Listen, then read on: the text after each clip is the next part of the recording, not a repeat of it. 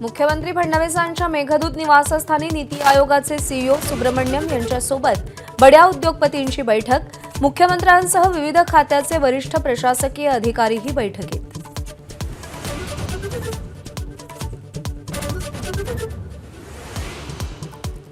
राज्याच्या तिजोरीत खडखडाट, शिवभोजन थाळीसह अनेक लोकप्रिय योजनांना ब्रेक लागण्याची भीती। तब्बल 1 लाख कोटींची वित्तीय तूट भरून काढण्याचं आव्हान। लाडकी बहीणमुळे बोजा वाढला।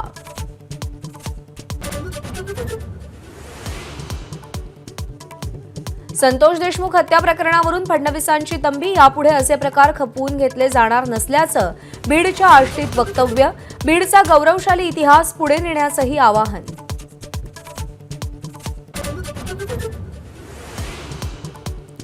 काही राजकारण्यांनी गुंडगिरीला पाठबळ दिल्यामुळे बीडची बदनामी।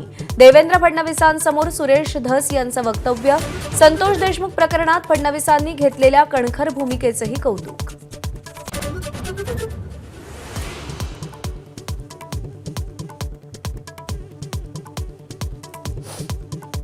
ठाण्यातल्या जनता दरबाराच्या आयोजनामुळे चर्चेत आलेले पालघरचे पालकमंत्री गणेश नाईकांकडे संपर्क मंत्री म्हणून ठाण्याची जबाबदारी।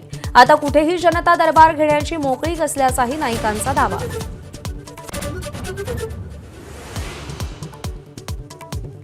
पंतप्रधान मोदी आज राज्यसभेत संबोधन देणार। दुपारी 4 वाजता राष्ट्रपतींच्या अभिभाषणावरच्या चर्चेला उत्तर देणार। विरोधकांकडून गदारोळ होण्याची शक्यता।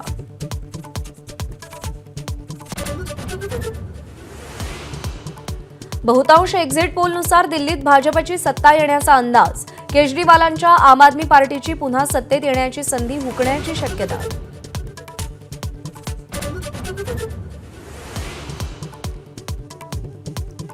एकजुटीनं राहिल्यावरच हिंदू समाजाचा विकास आणि उन्नती शक्य। सरसंघचालक डॉ. मोहन भागवत यांचं वक्तव्य। हिंदुत्वात सर्व समान, जातीभेदाला थारा नसल्याचीही भूमिका।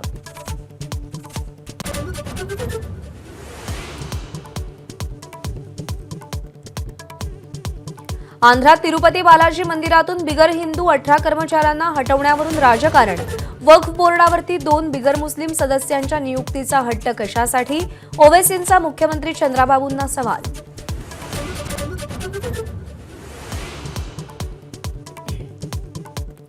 इंग्लंडचा भारतीय संघाविरुद्ध पहिला एकदिवसीय सामना आज नागपूरमध्ये।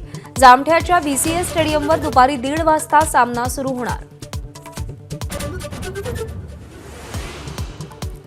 अमेरिकी अध्यक्ष ट्रम्प यांची गाझापट्टी ताब्यात घेण्यावरून सारवासारव। युद्धानं उद्ध्वस्त गाझाचा पुनर्विकास आणि तात्पुरत्या विस्थापनाविषयी वक्तव्य केल्याचा व्हाईट हाऊसचा दावा। एबीपी माझा, उघडा डोळे बघा नीट।